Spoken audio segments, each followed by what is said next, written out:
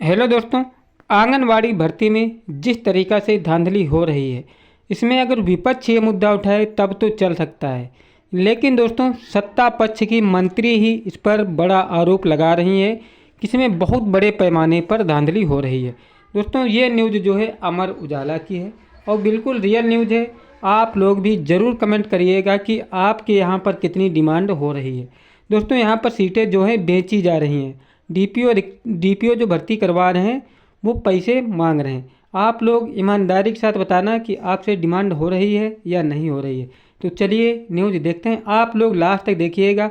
हो सकता है आपका डीबी होने के बाद भी सिलेक्शन ना हो और उसकी आपकी जगह पर कोई कम मेरिट वाला हो जाए। तो चलिए देखते हैं।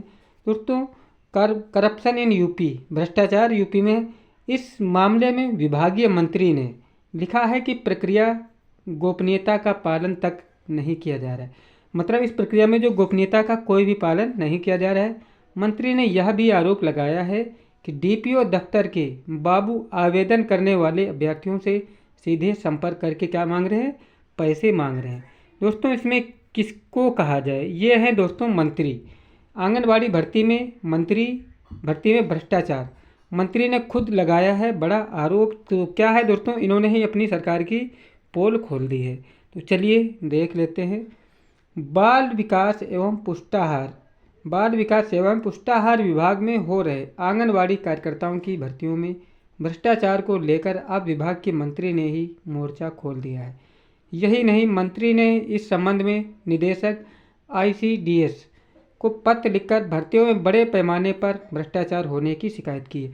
तो ये तो हमें पहले से ही आशंका थी, क्योंकि हमारे पास जो कमेंट आते थे उसमें साफ साफ लिखा था कि सर हमारा जो है सिलेक्शन नहीं हुआ है और हमारी ग्राम सभा में जिनके कम मेरिट है उनका डीबी हो चुका है, उनको बुलाया गया, हमें क्यों नहीं बुलाया गया।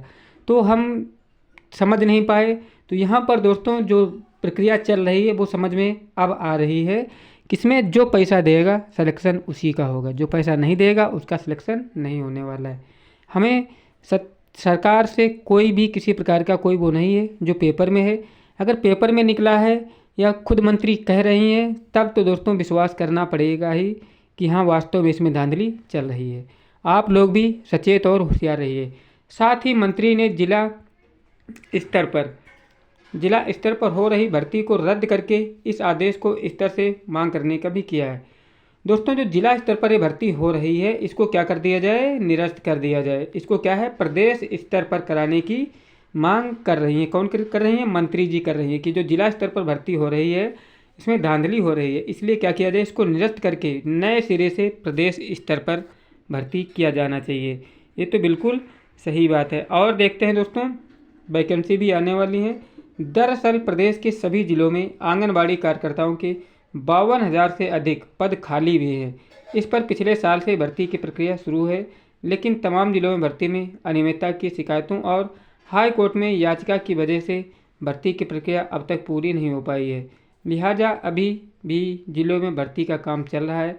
इसके लिए शासन ने जिला स्तर पर जिला कार्यक्रम अधिकारियों को क्या दिया दोस्तों, डीपीओ को जिम्मेदारी दी रखी है। हालांकि इसके लिए गठित कमेटी का अध्यक्ष संबंधित जिले के मुख्य विकास अधिकारी सीडीओ को नामित किया गया है, लेकिन डीपीओ की इसमें क्या है, बहुत बड़ी भूमिका है।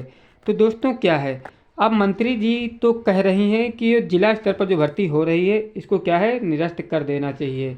इसको क्या करना चाहिए, प्रदेश स्तर पर जो है भर्ती करवाना चाहिए, क्योंकि जिला स्तर पर बहुत मनमाने ढंग से भर्ती की जा रही है। जो डीपीओ हैं दोस्तों ये क्या कर रहे हैं, अपने बाबू को सेट किए हैं। किसी की हिम्मत नहीं पड़ सकती है कि छोटा अधिकारी पैसे मांगे। उसमें जब तक कोई बड़ा अधिकारी संलिप्त नहीं होता है तब तक छोटा अधिकारी ये काम कर ही नहीं सकता। इसमें दोस्तों ये डिवाइडेशन है कि हम छोटा बाबू जो है इतना लेगा, बड़ा इतना लेगा, ऐसे करके लोग मिल बांट के खाएंगे।